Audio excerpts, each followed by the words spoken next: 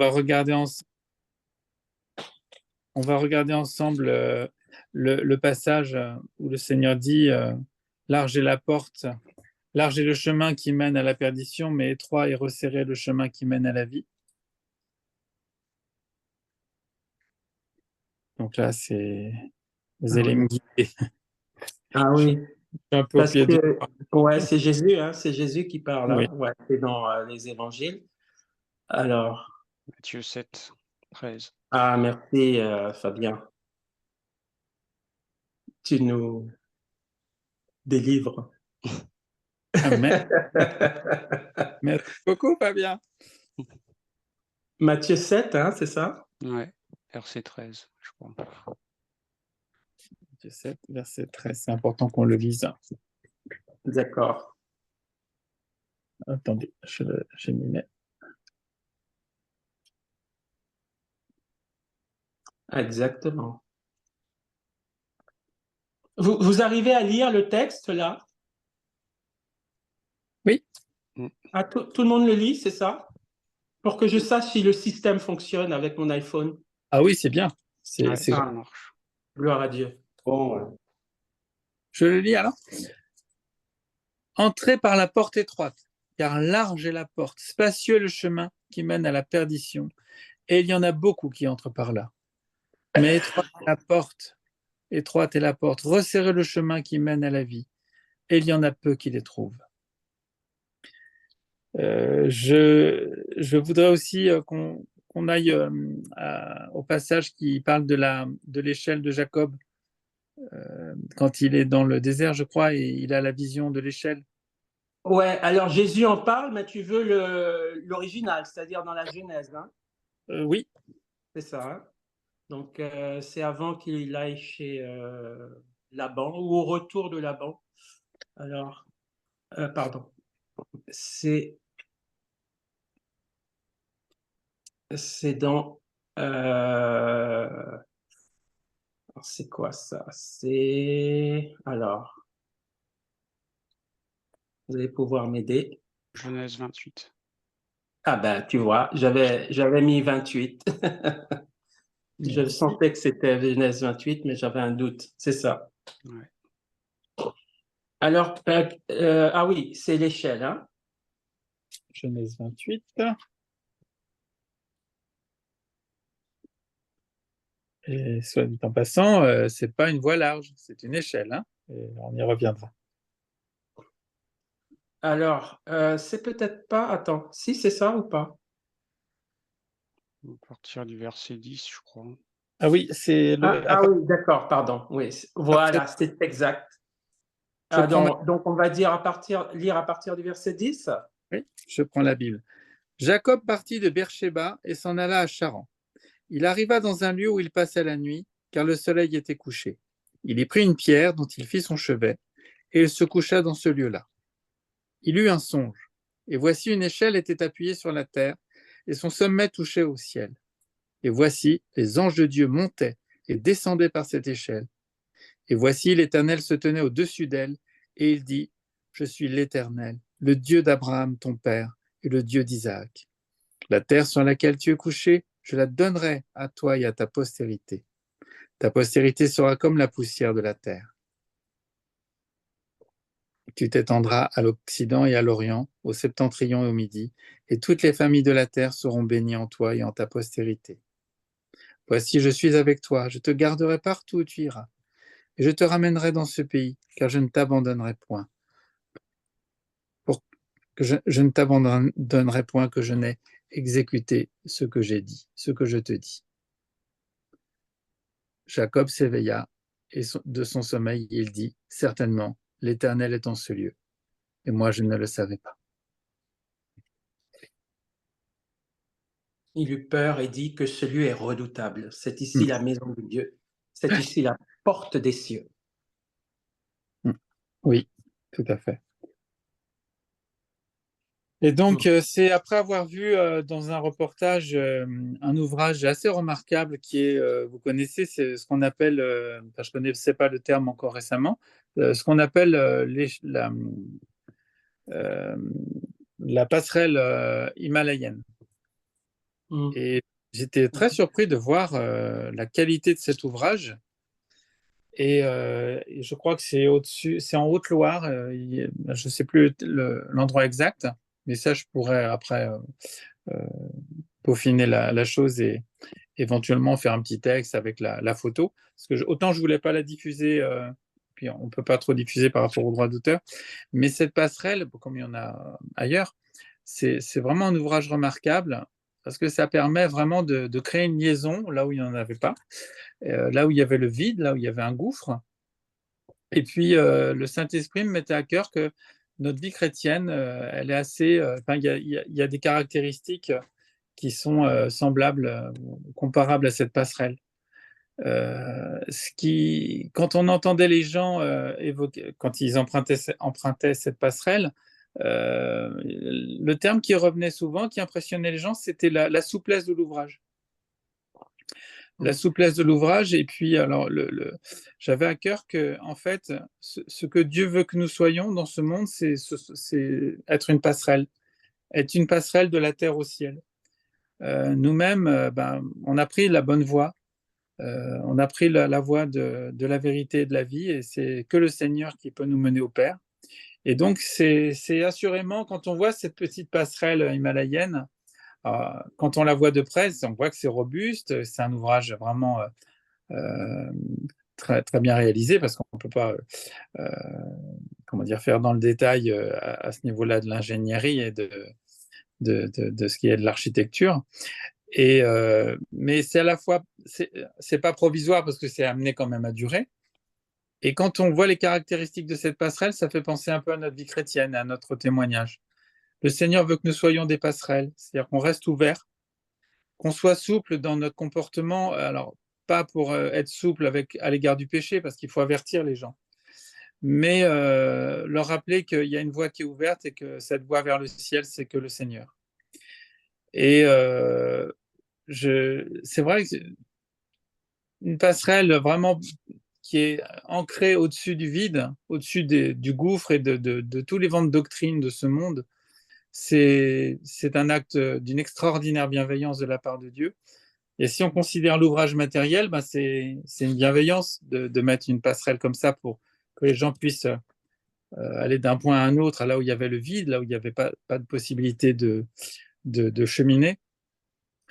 Et donc voilà, c'est vraiment, on doit être, l'aspect souplesse et résistance, on est amené à être résistant dans la tempête. Si le vent souffle, je ne doute pas que la passerelle résiste. Euh, mais à plus forte raison, spirituellement, on doit résister dans le vent mauvais. Euh, et, et notre ancrage, quand on considère l'ancrage, les ancrages de ce type de passerelle appelée himalayenne, on voit à quel point c'est robuste, quoi. Et notre ancrage, il doit être vraiment dans la parole de Dieu, sinon on ne peut pas tenir. Sinon, on ne peut pas être solide pour Dieu. Et c'est Dieu qui nous rend solide, c'est Dieu qui nous a fermis par sa parole. Et je remarquais aussi que cette passerelle, si on la regarde un petit peu à distance, on voit juste, c'est pas plus, on a l'impression que c'est un spaghetti qui est tendu au-dessus du vide. Ça paraît très frêle. Et vu la distance, parce que c'est plus de 200 mètres, je crois, celle qui est la plus grande de France, qui est donc en Haute-Loire, et on se dit, waouh! Et quand on regarde de plus près, déjà, on a une proportion bien sûr différente et on voit qu'il y a une solidité. Il y a, il y a les rampes. Et les rampes me faisaient penser aussi que des fois, on tient la main de Dieu, ou Dieu nous tient la main. Et des fois, on lâche la main de Dieu, ou Dieu nous permet on lui lâche la main. Mais on est toujours sur cette voie qui mène au Père, quoi.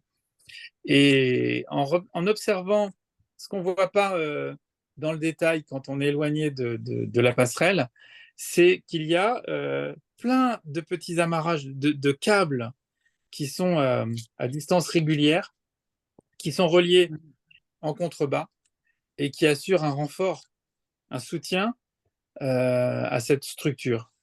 Et ça m'évoquait que dans notre vie chrétienne, il nous faut absolument agir en réseau, être soutenu par des frères. Nous-mêmes, il faut qu'on soutienne des gens qui sont à l'exercice, euh, dans le témoignage par l'évangile. Il faut qu'on soutienne les frères et les sœurs dans la prière. Il faut qu'on soit ce réseau d'affermissement sinon l'ouvrage est quand même menacé parce qu'il y a beaucoup à faire. Hmm. Voilà, c'était globalement ce que j'avais à cœur sans l'avoir construit, mais bon, tu as raison, Jackie, il fallait déjà l'échanger avec le partager. Mais ça te fait du bien, en fait. C'est Oui, sûr. oui, Et, et puis, ça ravive une réflexion par rapport à un texte de la parole. Hein. oui. C'est édifiant. Hein. Et non, non, c'est gloire à Dieu. Hein. Amen. Et ces anges qui montent et qui descendent entre Dieu et Jacob, Oui, qui sont au service enfin, qui sont intermédiaires finalement entre Dieu et Jacob. Il y a une activité en fait incessante.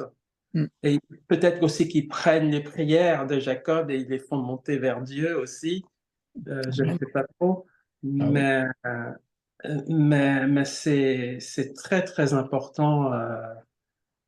En tout cas, Jacob avait besoin de ça parce que me semble-t-il, sauf si je me trompe, hein, parce que c'est le chapitre 28, parfois j'ai du mal à situer si c'est avant son périple à Laban pour chercher une femme et surtout pour fuir Ésaü, son frère, ou si c'est après. Je crois que c'est avant, hein, Fabien, c'est ça? C'est avant. Je pense en fait, ouais, il doit être, sur le chemin entre guillemets. Il fuit d'un côté, il va, ça doit être avant, ouais, je pense. Ouais, ouais, c'est avant. Il va vers Laban, premièrement parce que sa mère lui a dit, enfin, sa mère et son père lui ont demandé d'aller chercher une femme plutôt chez les Chaldéens, enfin vers la Chaldée là, plutôt que les Cananéennes, parce qu'elle était écœurée que Ésaü ait épousé une Cananéenne.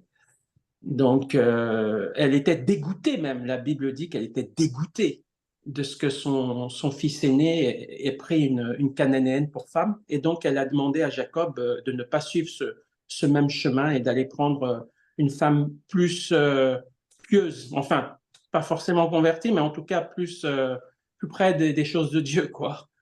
Et surtout pour fuir Ésaü qui était en colère parce qu'il avait volé son droit d'aînesse. Et donc, cette étape de Jacob est là pour fortifier Jacob, finalement.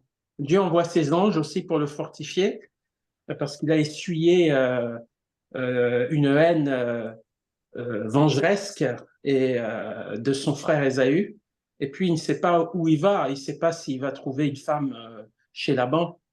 Donc, il est vraiment dans une position de faiblesse, quoi. Comme tu disais, on a besoin, c'est vrai, dans des moments difficiles comme ça, compliqués, on a besoin d'être dans la présence de Dieu et qu'on soit soutenu par le Seigneur ou par ses anges,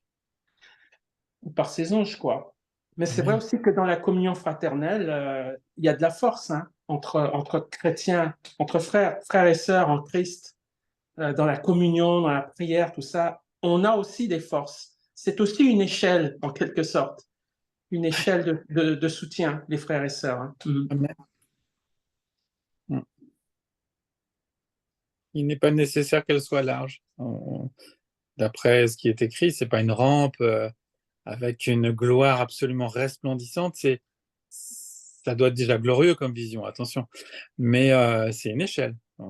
Et je pense pas que la traduction à l'origine, je sais pas, ce serait intéressant de voir le terme à l'origine.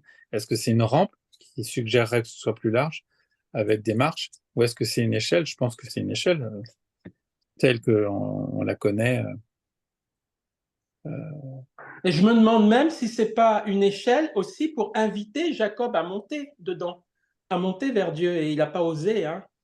Il est resté en bas, quoi. Mais Hmm. peut-être qu'aussi Dieu envoie cette échelle pour inciter Jacob à le rejoindre, Oui, à être plus dans sa présence. Évidemment, oui, si tu montes l'échelle, tu, tu vas vers le Seigneur, tu vas dans sa présence, comme Moïse est monté sur la montagne. hmm. Et évidemment, tu brilles quand tu restes très longtemps avec le Seigneur, comme le dit Thierry. Quand tu es dans une communion intense, étroite, à un moment donné, tu brilles. Tu brilles du caractère de Christ, de la gloire de Dieu, parce que tu es monté dans la présence de Dieu. Amen. C'est une invitation à monter aussi, hein, peut-être. Oui. En tout cas, de ne prendre que la voie que le Seigneur nous tend, nous ouvre. Il n'y en a pas d'autres. Il n'y en a pas 36, il n'y en a qu'une. Il y en a qu'une.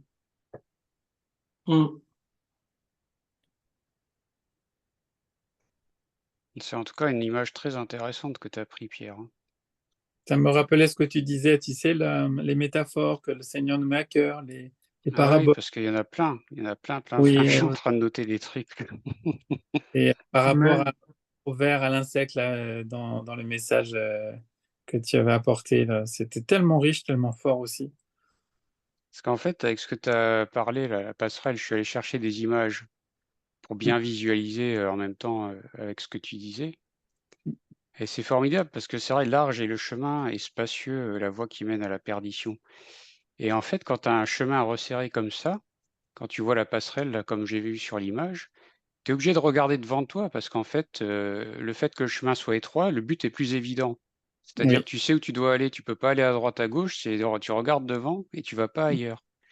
Donc ça m'a fait penser un peu aux œillères qu'ont les chevaux pour ne pas être distrait par des choses qui seraient à droite, à gauche ou s'effrayer.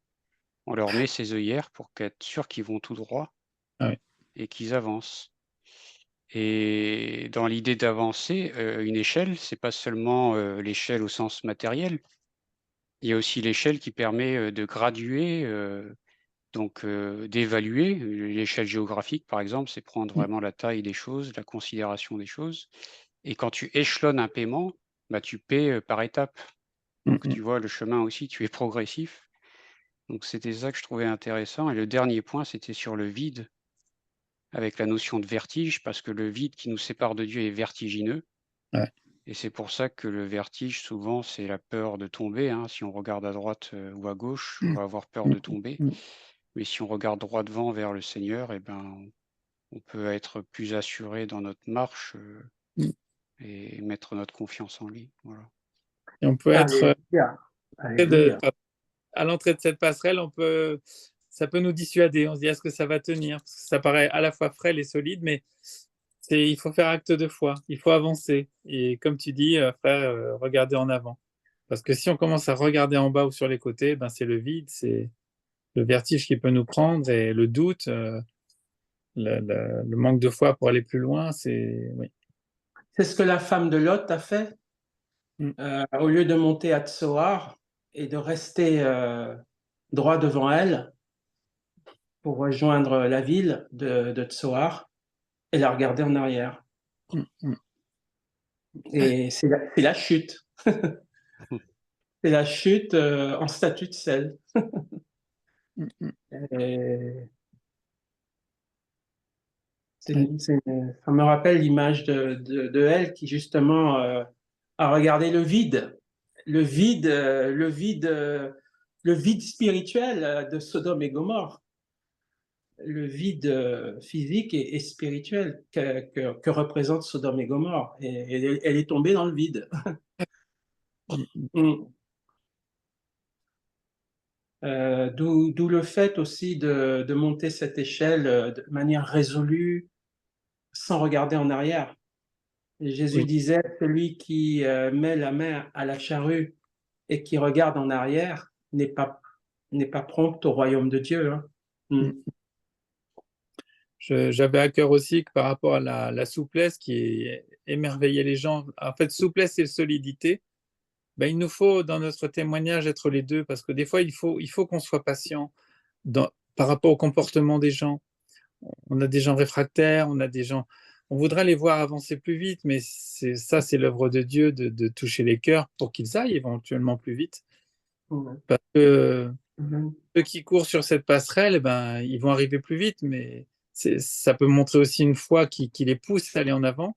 Pour ceux qui sont plus réfractaires, il faut être souple dans le sens, bah, il faut être patient, quoi. Mais il faut qu'on soit solide. Il faut qu'on soit solide parce que Et d'un autre côté, si on imagine si la passerelle matérielle, si elle était trop rigide, eh ben, à un moment donné, il y aura la force du vent qui la briserait. Et donc, il faut que cette structure, sur un plan matériel, elle soit souple. Il faut qu'elle ait un degré de flexibilité bien calculé. Et quand on voit l'équilibre de cette structure, de cet ouvrage, c'est vraiment un ouvrage remarquable et on peut rendre grâce que des hommes parviennent à faire ces choses. Mais oui, il y a des points de comparaison avec notre témoignage, notre vie chrétienne, ce que Dieu attend de nous et ce que Dieu peut faire en nous. Il faut qu'on soit non pas trop rigide. Je veux m'affranchir d'une forme de psychorigidité qui pourrait venir d'une volonté de bien faire spirituellement. On a vu par le passé des gens trop rigides dans la foi, des gens trop et qui finissaient finalement par ne pas être un bon témoignage. Donc, c'est pas faire de compromission avec le péché. Je pense que avec le péché, il faut être ferme. Il faut pouvoir avertir les gens avec douceur mais fermeté. Mais il ne faut pas qu'on soit psychorigide, ni psychorigide. Il faut qu'on soit pieux, mais pas pieux. Voilà, tout à fait. Et pas piteux non plus. Par contre, on peut être réfractaire comme la brique, c'est-à-dire qu'elle garde la chaleur et elle résiste aux températures élevées. Oui. Ah Elle ben, garde le feu de Christ. On doit être des briques réfractaires. L'Esprit de Dieu. Et tu sais que ça me rappelle le cocotier Hector lors de la tempête, l'ouragan Irma. Il a été le héros de l'ouragan Irma parce que il pliait mais ne rompait pas. Ah oui, ouais, c'est ça. Et C'est c'est ça. vrai que si le palmier avait été rigide, comme tu dis, les arbres qui sont rigides, c'est eux qui tombent face à un ouragan. Ils ne résistent pas à la pression du vent devant et surtout la pression du vent derrière, qui est plus destructeur. Donc, si c'est souple, eh bien, ça va simplement cambrer, quoi, mais ça va pas casser, quoi. Et Amen. donc, ils ont baptisé ce palmier Hector et ils en ont fait un héros pendant l'ouragan. Ça m'a rappelé ce que tu dis là. Si Hector avait été un platane, il aurait été cassé par l'ouragan. En tout cas, il ne faut pas que ce palmier devienne un sujet d'idolâtrie, parce que là, le Seigneur le mettra par terre. Ouais, ou il le brûlera. C'est vrai. C'est vrai. Ah, gloire à Dieu. Alléluia, merci Seigneur.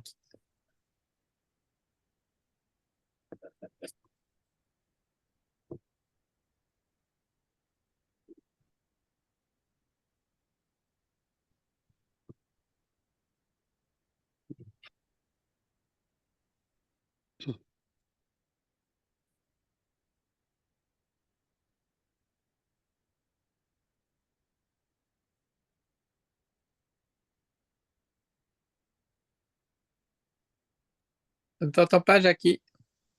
Ah, pardon, j'avais mis le silencieux. Je disais, quelle heure est-il? Et donc, je regardais, je voyais 22h52. Et après, j'ai dit, est-ce que Thierry est là? Donc, je disais, ça va, Thierry? Il est un auditeur attentif. J'avais fermé le micro, ouais. Ouais, ouais. Qu'est-ce que tu penses d'Hector, le palmier? C'est pas, j'ai jamais entendu parler de ça. Ouais, ouais. Il a fait le buzz sur la toile, Hector. Mais est-ce que c'est un palmier qui porte du fruit? Parce que Ah si ben toutes non. les noix de coco sont tombées avec l'ouragan. Ah ben non, il porte pas de fruits. Ah oui, les fruits. Ah si, ouais, les fruits sont tombés, ouais. J'espère qu'ils sont tombés entre de bonnes mains. Ah ben, il n'y avait pas de main pour les accueillir, hein. Pas à cette heure-là, hein. Pas avec des vents à 350 km/h. En pensant aux noix de coco, c'est extraordinaire l'œuvre de Dieu dans cet exemple végétal. Les noix de coco peuvent aller d'île en île, elles flottent et elles apportent la bénédiction sur d'autres îles par des palmiers qu'elles engendrent. C'est extraordinaire. On prend le temps de regarder la création de Dieu. La création des hommes, parfois, il peut y avoir de très très belles choses, hein, comme notamment cet ouvrage que j'ai évoqué, mais ô combien les œuvres de Dieu sont bien supérieures et extraordinaires quand on les considère dans leurs détails, dans ce qu'on connaît d'elles, dans ce qui nous est révélé de la grâce que ça représente dans leur création par le Seigneur. Gloire à Dieu. Eh bien, je pense qu'on peut prier, on peut passer un moment d'intercession. Merci Amen. beaucoup pour ce merveilleux partage. Tu as vu, tu as pu nous partager, Amen. tu as pu nous édifier. Merci Gloire Seigneur. à Dieu. Gloire à Merci, Dieu. Oui. Seigneur. Merci de m'avoir encouragé. Ouais. Alléluia. Gloire à Dieu. Comme tu es bien encouragé, ce sera tous les jeudis. Ou tous les 15 jours. Ah Une oui, fois. là c'est un joug, là. Là, ça devient un joug, peut-être. Hein. Mais tu n'es pas obligé d'accepter le joug. Hein. Oui, je ne veux aucune pression. Si c'est une pression qui vient du Seigneur, je serai obligé de l'accepter, mais Ah ouais. aucune pression, aucun autre jour. Non, mais c'est bien volontiers. Je rends grâce à Dieu parce que nous avons des échanges aussi merveilleux. Et quand il est possible, tu as raison, Jackie, il faut pas différer. Il faut faire ce qu'on a à cœur. Et Dieu permet. Ou il ne permet pas.